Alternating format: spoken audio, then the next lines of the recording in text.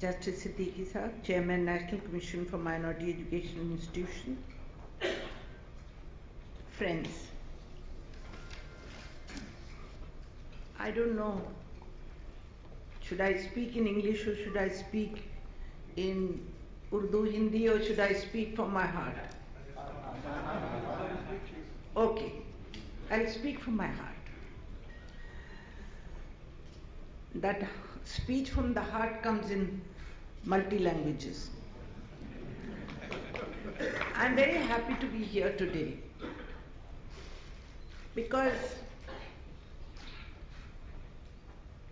it is very important that you have a session on minority education. I'm very happy that the World Education Conference had discussed the digitization of education, the modernization of education. As the Prime Minister of the country, Mr. Narendra Modi, has been heard saying in one of his interviews and speeches that he would like to modernize the madrasa education. And he had said that he would be very happy to see Quran Sharif in one hand of a child and computer on the other hand. Because it's very necessary that our children should have access to most modern gadgets of education. It becomes much easier. I remember many years ago when I was traveling in Saudi Arabia, many years ago, maybe 15, 20 years ago, that I brought a computer which was called Sahar, Arabic computer. I wanted to learn Arabic language. And it was like a toy for me those days, because I could learn the translation of what I was writing in English, could understand it. Perhaps that made me to understand my own religious book, Quran Sharif, much better. In this year's budget, not only that the President mentioned in his speech about madrasa modernization, but in this budget speech also of the Finance Minister, 100 crores rupees have been allocated for modernization of madrasa education. When I was given the job to be the Minister for Minority Affairs, my immediate focus was on education, because there are 6 identified minorities or designated minorities, which include Muslim, Sikhs, Buddhists, Christians, Parsis, and now Jains. But among all the 6 minorities, Muslims are the largest number, and hence their problems are also more. क्योंकि ये 6 minority में अलग अलग minorities के अलग अलग समस्याएं हैं, अलग अलग उनके मुश्किलात हैं, मगर मुस्लिम क्योंकि यूं तो पिछली सेंसस के हिसाब से 14% हैं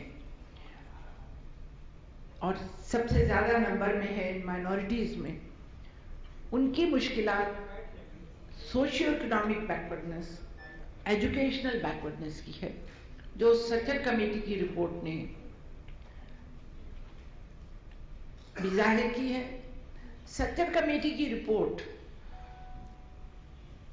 जो 76 रिकमेंडेशन दी हैं, उसमें से सरकार ने 72 को लागू करा, एक्सेप्ट किया, और उन 72 में से 15 صرف ایجوکیشن تک تعلق رکھتی ہیں، کیونکہ میں یہ سمجھتی ہوں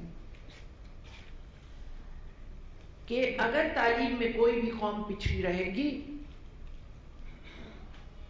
تو ملک نہ وہ ترقی کر سکتے نہ ملک ترقی کر سکتا ہے. اور یہ چیز آج کے پردھان منتری نے محسوس کی اور اسی پہ انہوں نے سب سے زیادہ ایمفیسس دیا.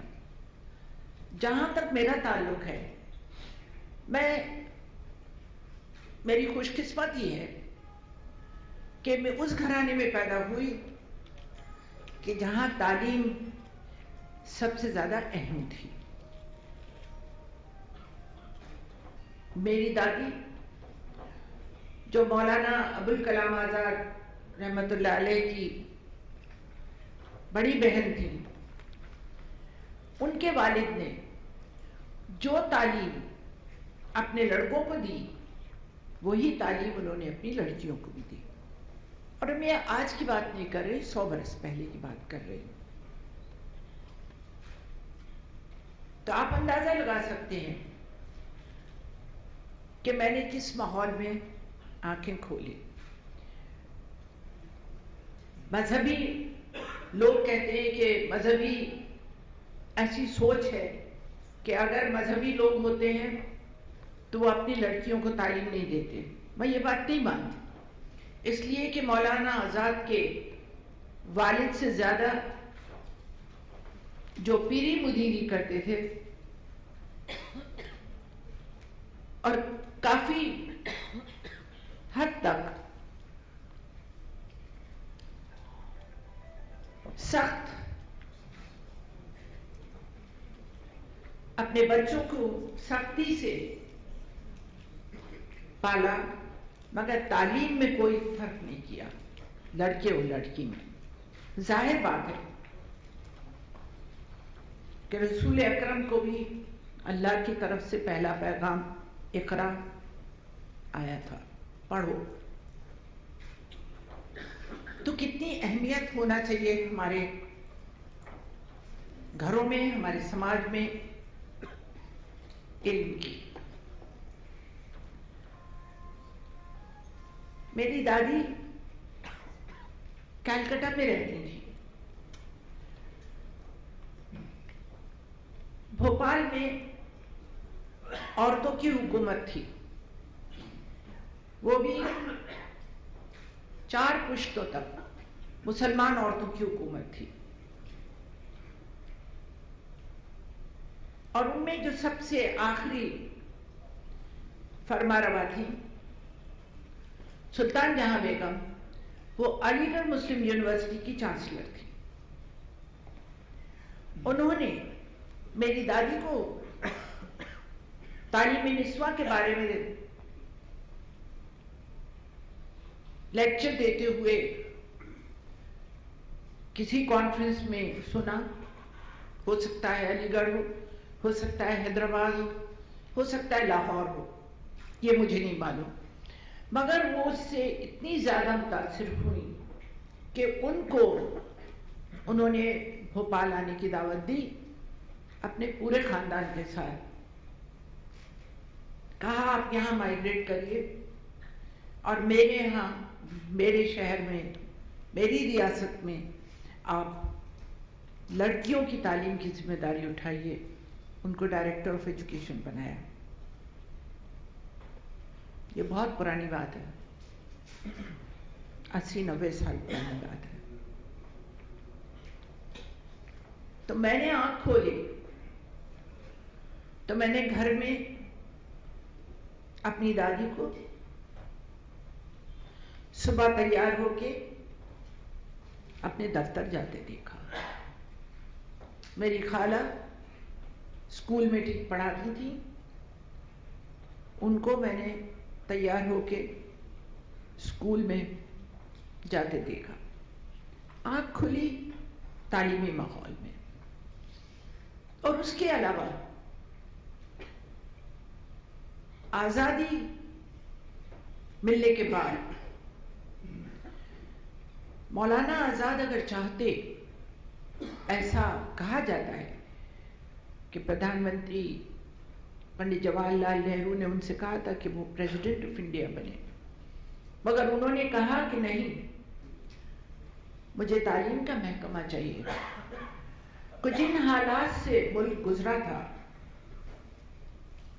جو فیسپرس اور ڈویسو حالات سے ملک آزادی سے پہلے گزرا تھا، مولانا صاحب نے کہا کہ آج ضرورت ہے یونیورسل ایجوکیشن کی، اور جو ایجوکیشن کا گیپ ہے اس کو مجھے پر کرنا ہے. انہوں نے 1948 میں اپنی ایجوکیشن کی ڈیمانڈز گرانٹس کے لیے جو کانسٹیٹیوئنٹ اسمبلی میں تقریر کی تھی، اس میں انہوں نے مانگ کی تھی کہ ایجوکیشن کو ڈیفنس کے برابر درجہ ملنا چاہیے، کیونکہ جب بھی ملک کے اوپر کوئی آفت آتی ہے، کہیں کہیں سے ملک اس کے لیے روپیہ نکال لیتا ہے. اور آج ملک کو ضرورت ہے کہ تعلیم کو ڈیفنس کا درجہ، برابری کا درجہ ملنا چاہیے. ان کی یہ خواہش پوری نہیں ہوئی، مگر پھر بھی آزاد ہندوستان کی ایجوکیشن کی بنیاد مولانا ابوالکلام آزاد نے رکھی. اور جو ایجوکیشن پالیسی انہوں نے بنائی، اس کے برسوں بعد نرسمہا راؤ جی جب HRD کے منسٹر بنے اور میں ڈپٹی چیئرمین تھی، تو اس کے برسوں بعد اس ایجوکیشن پالیسی میں تبدیلی لائی گئی، ورنہ اتنی مستحکم انہوں نے بنیاد رکھی تھی ایجوکیشن کی کہ کوئی ضرورت نہیں پڑی. سارے انسٹیٹیوشن انہوں نے قائم کیے، university grants commission, academies, Sangeet Natak academy, Lalit Kala academy, Sahitya academy, ICCR، CSIR، بڑے بڑے ایجوکیشنل انسٹیٹیوشنز، IITs، پلانی انسٹیٹیوٹ، یہ سب مولانا آزاد کی دین ہے اس ملک کو. اور وہ یہ سمجھتے تھے، انہوں نے 1949 میں یہ بات کہی تھی کہ مجھے اس پہ کوئی اعتراض نہیں کہ میرے ملک کے بچے ہندوستان کے باہر تعلیم حاصل کرنے، نالج حاصل کرنے جائیں، مگر میں چاہوں گا کہ میرے ملک کے انسٹیٹیوشنز ایسے ہوں کہ لوگ پوری دنیا سے علم حاصل کرنے کے لیے ہندوستان آئیں، جیسا کہ پرانے زمانے میں پراچین کال میں تکشلا اور نالندا یونیورسٹیز میں دور دور سے لوگ آتے تھے. انہوں نے تقریر میں کہا کہ کسی ملک کی ترقی اس بات سے نہیں ناپی جائے گی کہ وہاں کتنے انسٹیٹیوشنز ہیں، کتنے کارخانے ہیں، بلکہ اس بات سے دیکھی جائے گی کہ ان اداروں کے پیچھے کوالٹی آف مائنڈ کیا ہے. اور آج ہمیں وہ کوالٹی آف مائنڈ بنانا ہے، وہ کوالٹی آف مائنڈ کی ضرورت ہے. مولانا آزاد نے کی جو خواہش تھی یونیورسل ایجوکیشن کی، فری پرائمری ایجوکیشن کی، آج برسوں بعد جب بل پارلیمنٹ میں آیا، رائٹ آف ایجوکیشن کا بل پارلیمنٹ میں آیا، اب میں پارلیمنٹ میں اس کے اوپر میں نے بھی حصہ لیا اس کے ڈسکشن میں. اتنے برسوں بعد ان کے اس خواب کو تعبیر میسر ہوئی. آج ایجوکیشن میں بہت ترقی ہو گئی ہے. 600-650 سے اوپر ہمارے یہاں یونیورسٹیز ہیں, انسٹیٹیوشنز ہیں, اور زیادہ تر پرائیویٹ انسٹیٹیوشنز ہیں, کیونکہ گورنمنٹ کے خرچے کی ایک حد ہوتی ہے اور پبلک کا پارٹیسپیشن ایجوکیشن میں ضروری ہے. مگر کیا سارے ادارے جو پبلک کے ہیں وہ اس لیول کے ہیں کہ جس کی امید کہ مولانا آزاد نے کی تھی؟ کیا ہم کوالٹی ایجوکیشن دے رہے ہیں؟ امریکہ میں ایک کانفرنس ہوئی اور وہاں یہ ڈسکشن ہوا کہ کوالٹی ایجوکیشن ہونا ضروری ہے, اور اس ڈسکشن میں میڈیوکریسی کے بارے میں بات ہوئی کہ جس طریقے کی میڈیوکریسی وہاں ہے, پیرل آف اے نیشن. اگر امریکہ میں یہ اس بات پر غور کرتے ہیں, انہوں نے کہا کہ وہاں اچھے ٹیچروں کی کمی ہے. آج ہمیں ضرورت ہے اچھے پڑھانے والوں. میں کسی انگریزی اسکول سے پڑھ کے نہیں آئی ہوں. I never studied in a high-flying Western education. In Bhopal, I studied in a government school. میں نے گورنمنٹ اسکول سے پڑھا. آج ہم گورنمنٹ ایجوکیشن میں اپنے بچے کو ڈالنا نہیں چاہتے. پورا یہ جو وقفہ ہوتا ہے گرمیوں کی چھٹیوں کے بعد, میرے گھر پہ, اور مجھے لگتا ہے سارے ہی ممبر پارلیمنٹ ہیں, ان کے گھر پہ ایک ٹانکا لگتا ہے لوگوں کا, ماں باپ کا, بچے کو داخلہ کرانا پرائمری میں, KG میں.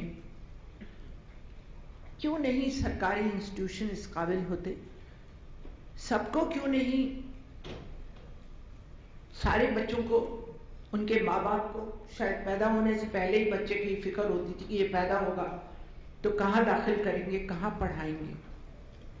یہ مشکل ہے ملک کے سامنے, اور اس کے لیے نہ صرف سرکاری اداروں کو آگے بڑھنا ہے, اسٹینڈرڈ بنانا ہے, بلکہ پرائیویٹ انسٹیٹیوشن کو بھی ہمیں مضبوط کرنا ہے اور ان کو اس لیول پہ لانا ہے کہ کوئی بھی بچہ, میں نے گورنمنٹ اسکول میں پڑھا اور اس زمانے میں ہمارے اسکول میں مذہبی تعلیم بھی دی جاتی تھی. ایک پیریڈ ہوتا تھا جس میں دینیات کی تعلیم ہوتی تھی مسلمان لڑکیوں کے لیے, اور سنسکرت اور گیتا کی تعلیم ہندو لڑکیوں کو دی جاتی تھی. میں اس ماحول سے اوپر آئی ہوں. میں نے کالج میں بھی گورنمنٹ کالج میں پڑھا اور یونیورسٹی میں ٹاپ کیا. 22 سال کی عمر میں PhD کی. میں لوگوں سے کہتی ہوں کہ آپ بھی کر سکتے ہیں. اگر میں کر سکتی ہوں تو کوئی بھی کر سکتا ہے. یہ ضروری نہیں ہے کہ وہ ہائی فائی اسکول کا ہی بچہ آگے ترقی کر سکتا ہے. ایک لگن ہونا چاہیے, ایک خواہش ہونا چاہیے, ایک ڈیزائر ہونا چاہیے کہ ہمیں کچھ حاصل کرنا ہے. میری 3 لڑکیاں ہیں. میری تینوں لڑکیاں امریکہ میں ہیں. آئی وی لیگ سے پڑھ کے ایک اچھی زندگی گزار رہی ہیں امریکہ میں. اعلیٰ سے اعلیٰ تعلیم حاصل کی. یہاں مجھے خوشی ہے کہ لیڈیز بھی ہیں مگر زیادہ تر جینٹس ہیں. یہ بہت اچھی بات ہے کیونکہ لڑکیوں کی تعلیم کے بارے میں لڑکیوں سے نہیں بات کرنا چاہتی, میں مردوں سے بات کرنا چاہتی ہوں, اپنے بھائیوں سے بات کرنا چاہتی ہوں کہ لڑکیوں کو آگے تعلیم دینا چاہیے. میں نے کافی اسٹڈی کی ہے ایجوکیشن کے بارے میں. لڑکیاں ڈراپ آؤٹ ہو جاتی ہیں اسکول میں داخل ہونے کے بعد, ہو جایا کرتی تھی. کئی ایک وجہ ہوتی تھی. اسکول میں ٹوائلٹ نہیں ہوتا تھا. میں نے اڑیسہ میں UNDP کی مدد سے 75 اسکول بنائے جب وہاں سائیکلون آیا تھا. مگر اس بات کا احساس مجھے رہا کہ وہاں لڑکیوں کے لیے اور لڑکوں کے لیے کافی تعداد میں ٹوائلٹ بنے. اس کے اوپر لوگ غور نہیں کرتے ہیں. یہ ضروریات ہیں زندگی کی, ان کی اہمیت ہے اپنی. جب میں راجستھان سے MP چن کے آئی راجیہ سبھا میں, تو وہاں مدرسہ بورڈ بہت اچھا کام کرتا ہے. وہاں کی چیف منسٹر سے میں نے کہہ کے مدرسے کے بچوں کو مڈ ڈے میل کی اسکیم میں شامل کیا, کیونکہ مدرسے کے بچے کو بھی بھوک لگتی ہے, اس کو بھی سرکاری جو اسکیم ہے اس میں حصہ ملنا چاہیے. اور مجھے خوشی ہے کہ وسندھرا راجے نے میری بات پہ غور کیا. ہم نے وہاں کمپیوٹر بانٹے. کہ میں آج کی بات نہیں کر رہی, میں 10 سال پہلے کی بات کر رہی ہوں جب میں راجستھان سے آئی تھی. وہاں میں نے کھیل کی سامان بانٹے, کیونکہ میں نے کہا کہ مدرسے کا بچہ بھی ایک اچھا کرکٹر بن سکتا ہے, ایک اچھا فٹ بال پلیئر بن سکتا ہے, اس کو موقع ملے. تو ایک کمپریہنسو ایجوکیشن کا پلان بنانا یہ بہت پرائیویٹ انسٹیٹیوشنز کے لیے بہت ضروری ہے. آج پارلیمنٹ میں ایک سوال تھا میرے منترالیہ کے تعلق سے. پڑھو پردیس کی ایک اسکیم ہمارے منترالیہ نے شروع کی, مائنورٹی جو نوٹیفائڈ مائنورٹی ہیں ان کے لیے, کہ جو بچے میریٹوریس ہوتے ہیں اور انہیں بینک سے لون ملتا ہے, فارن ایجوکیشن انسٹیٹیوشن میں داخلہ ملتا ہے, تو جو لون انہیں بینک دیتا ہے اس پہ 11 سے 13% انٹرسٹ لگتا ہے. ہمارے منترالیہ نے کہا کہ وہ پورا انٹرسٹ 100% ہمارا منترالیہ دے گا تاکہ بچے پہ بوجھ نہیں پڑے. آج ایک نام نہیں بتاؤں گی, حیدرآباد کے ایک ممبر پارلیمنٹ ہیں, انہوں نے یہ سوال مجھ سے کیا کہ کیا دیش میں پڑھنے کو کم ہے. میں نے کہا نہیں, دیش میں پڑھنے کو بہت کچھ ہے, اور اس کے لیے بھی ہمارے منترالیہ کی الگ الگ اسکیمیں ہیں. ہماری جو مائنورٹی ڈیولپمنٹ کارپوریشن ہے اس کے ذریعے سے ہم اسکالرشپ دیتے ہیں, ان کے لیے لون دیتے ہیں. مگر کوئی بچہ مائنورٹی کا اگر وہ میریٹوریس ہے اور اس کو داخلہ مل جاتا ہے کسی بھی انسٹیٹیوٹ میں باہر تعلیم حاصل کرنے کا, اور اسے بینک لون بھی دے دیتا ہے, تو کیا ہم اتنا سا بھی ہاتھ نہیں بڑھا سکتے کہ اس کے انٹرسٹ کو ہم سنبھال لیں؟ کیا اس کو حق نہیں ہے اس مائنورٹی کے بچے کو کہ وہ بھی باہر ہندوستان کے باہر جا کر تعلیم حاصل کر کے آئے, اپنی نوکری کے ذرائع کو بڑھائے؟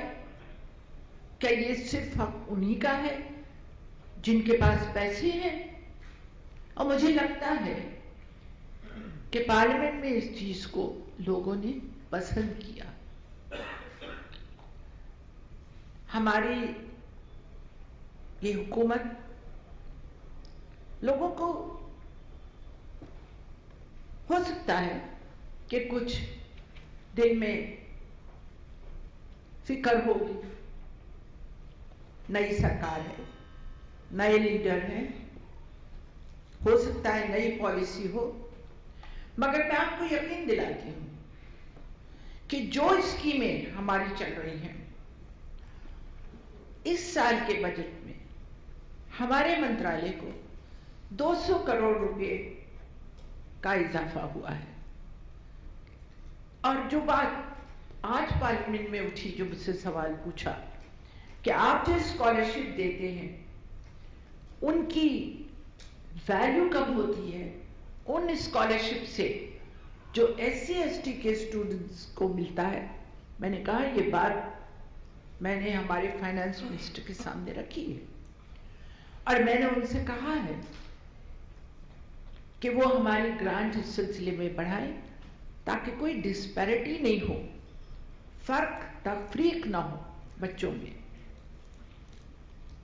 ڈیمانڈ ڈریون ہو. اور مجھے یقین ہے کہ آتے برسوں میں ہماری یہ ڈیمانڈ بھی پوری ہوگی. HRD منسٹر جو ہماری ساتھی ہیں اسمرتی ایرانی، وہ مدرسوں کے بارے میں مجھ سے ڈسکس کر رہی تھیں، کیونکہ مدرسے HRD منسٹری کے اندر آتے ہیں. ہم نے بہت سی اسکیمیں بنائی ہیں. ہم نے سائبر ولیج بنانے کا میرے منترالیہ سے پروگرام کیا ہے جو آپ کی تھیم ہے. ہم اپنے مدرسوں کو ڈیجیٹائز کرنا چاہتے ہیں. ہمارے منترالیہ کے ذریعے بھی جو HRD منسٹری کر رہی ہے، ہم بھی اس کو ان میں ان کی مدد کر رہے ہیں جہاں ہم کر سکتے ہیں. ہم اسکالرشپ دیتے ہیں پہلے کلاس سے 10ویں کلاس تک، 10ویں pre matric, post matric and merit cum means scholarship دیتے ہیں. اور میرے سامنے بچیاں بیٹھی ہیں، لیڈیز بیٹھی ہیں.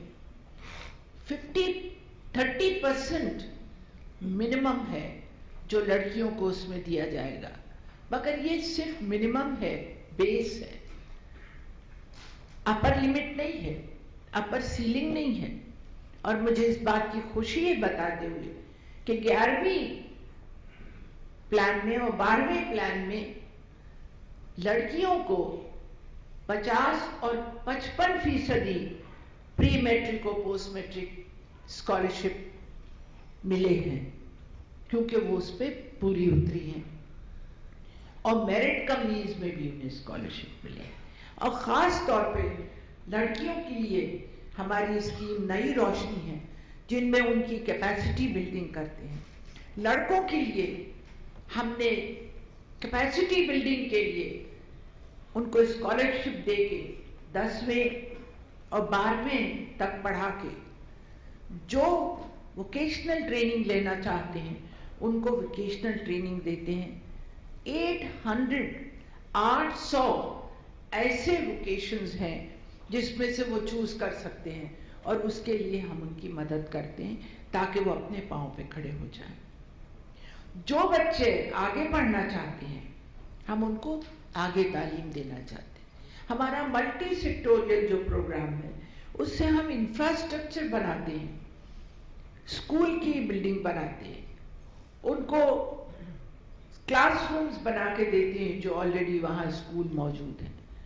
اور یہ سب کام میں چاہتی ہوں کہ آپ لوگ جو ملک کے الگ الگ حصوں میں انسٹیٹیوٹ چلاتے ہیں، مدرسے چلاتے ہوں گے، اسکول چلاتے ہوں گے، آپ ضرور ہم سے جو بھی مدد ہو سکتی ہے مانگ سکتے ہیں اور ہم آپ کی مدد کریں گے.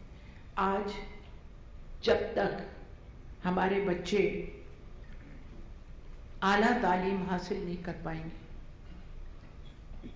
وہ آگے بڑھ نہیں پائیں گے. لوگ مجھ سے ریزرویشن کی بات کر رہے تھے. میں نے کہا reservation is a very retrograde thought کہ مجھے ریزرویشن مل جائے تو میرے تھوڑے بچے 4% 5% مل جائے, میرے بچے نوکری. کتنی نوکریاں گورنمنٹ کی ہوتی ہیں جس میں بچوں کو نوکری مل جائے گی. آج گلوبلائزیشن کا زمانہ ہے, آج ملٹی نیشنل کا زمانہ. ہمیں آگے کی سوچنا چاہیے. ہم اپنے کو اتنا قابل کریں کہ ہم نیشنلی اور انٹرنیشنلی ملٹی نیشنل میں نوکری کے لیے سوچیں. گلوبلائزیشن کے زمانے میں ریزرویشن کی بات کرنا, کیونکہ کسی ملٹی نیشنل میں, کسی پرائیویٹ کمپنی میں کسی کے لیے کوئی ریزرویشن نہیں ہے. اپنی قابلیت کی بنیاد پہ وہ آگے آتے ہیں. اور مجھے یہ کہتے ہوئے خوشی ہے کہ اس بار ایک بچہ جو مدرسے کا پڑھا ہوا تامل ناڈو کا ہے, وہ IAS کے ایگزام میں پاس ہوا, اور ہم اس کو ریسیپشن دینے والے ہیں. ایک انسینٹو ہوگا اور دوسرے بچوں کو بھی آگے تعلیم حاصل کرنے کا. میں نے سوچا کہ میرے دل میں جو ہے, لکھی ہوئی اسپیچ میں یہاں چھوڑ جاؤں گی, جس کو پڑھنا ہے وہ پڑھ لے, مگر میں نے دل سے بولا ہے.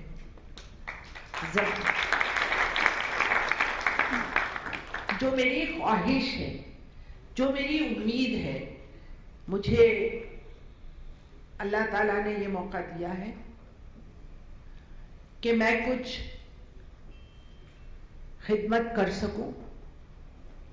اگر میں ان پچھڑی ہوئی مائنورٹیز کے بچوں کو تعلیم میں انگلی پکڑ کے آگے بڑھانے میں کامیاب ہوئی, تو نہ صرف مجھے اس بات سے خوشی اور فخر ہوگا, بلکہ ملک کو بھی ہوگا.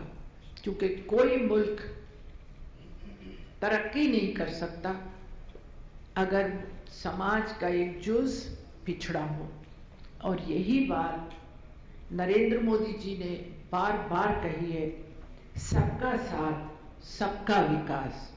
جب وہ بات کرتے ہیں تو 125 کروڑ لوگوں کے ایک ساتھ قدم اٹھانے کی بات کرتے ہیں, تو اس میں چاہے وہ 6 نوٹیفائڈ مائنورٹیز ہوں کہ میجورٹیز ہوں, چاہے لنگوسٹک مائنورٹی ہو کہ کسی بھی سمودائے کے کسی بھی ذات, برادری, مذہب کو ماننے والے ہوں, سب کے لیے ہم چاہتے ہیں کہ ایک اچھے موقع ملے, ایک ایکول اپرچونٹی ہو کہ یہ ہمارا ملک آگے بڑھے, ترقی کرے اور ہمیں فخر کا موقع دے. آپ کا شکریہ, آپ نے یہاں مجھے بلایا.